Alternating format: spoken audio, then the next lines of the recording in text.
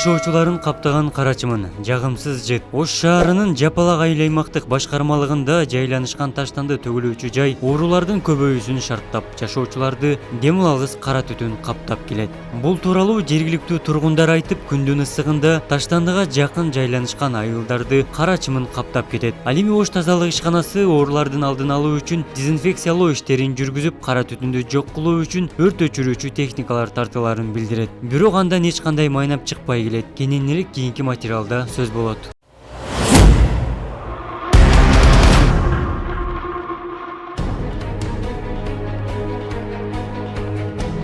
Шундай кыйналабыз, эшикке чыга албайбыз, эшиктерди жаап отурабыз, эшикке чыксак эле көкүрөктөрүбүз атышат да.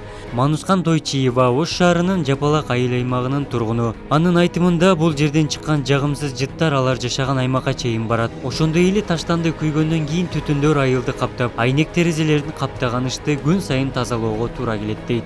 Бул мусор маселесин биз көп жылдан бери көтөрүп келебиз да. Мен бу жерге келгениме 50 жыл болду.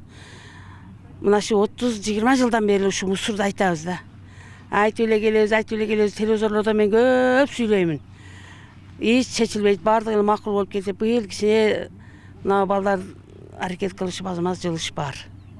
Кудай кааласа. Анан кийин суу боюнча таза суубуз болсо бизге мына Жапалак айылын ичкене бизге 5 ай болду таза суу келгеничи.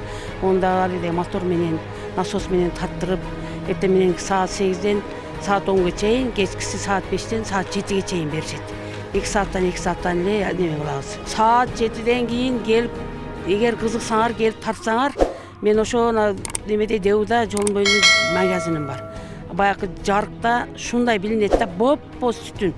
Баягы түтүн эртең менен подоконниктерибизди карасак, майда бир чаңга окшогон каттык нерселер учуп келип туруп калат да.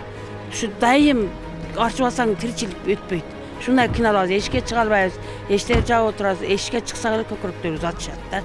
Шундай вредный жыттар барат бизге. Ош шаарынан чыккан таштандылардын баары Жапалактагы таштанды төгүлүүчү жайга барат. 53 гектарды түзгөн таштанды талааны жергиликтүү тургундар эл жашаган аймактан алыс жайгашуусун каалап, тийиштүү кызматтарга айтып келет.